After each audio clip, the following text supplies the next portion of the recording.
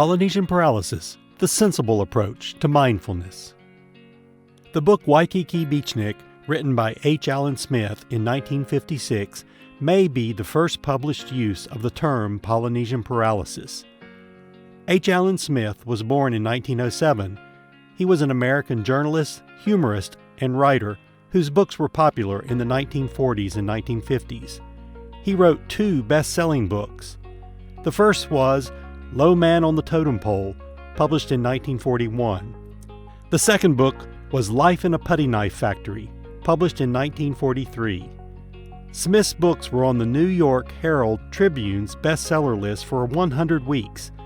He also wrote hundreds of magazine articles for Esquire, McCall's, Playboy, Reader's Digest, the Saturday Evening Post, and many other publications.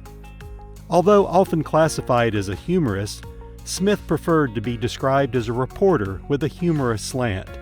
His anecdotal humor was funny only because he felt the world was funny. He was a keen observer of life, people, and the human condition. The book I want to share with you today is titled Waikiki Beachnik and was published in 1956. According to the Urban Dictionary, a beachnik is a cross between a beach bum and a beatnik, someone who resides in the tropic and looks at anyone with a real-world job as insane.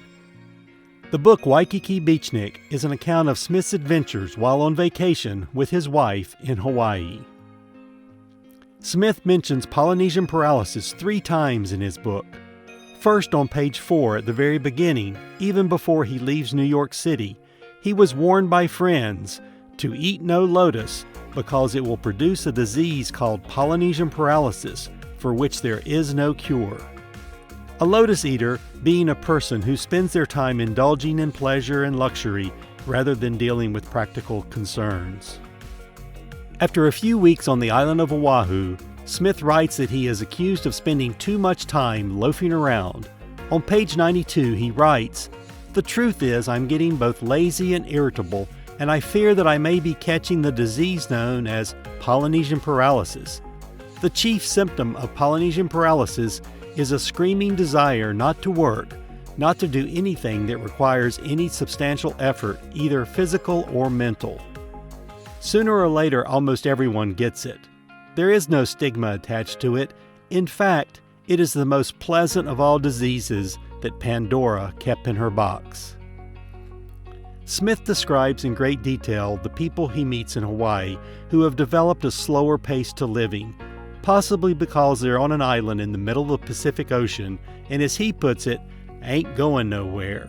So why rush around and get all excited or frantic? Just relax and enjoy life. On the very next page, that would be page 93, Smith describes how everybody in Honolulu seems to know everybody. Now remember, this was written in 1956. And according to Smith, all of these people suffer, in varying degrees, from Polynesian paralysis. So Smith uses the term Polynesian paralysis 3 times in his book, and this may be the first written and documented example of the term Polynesian paralysis.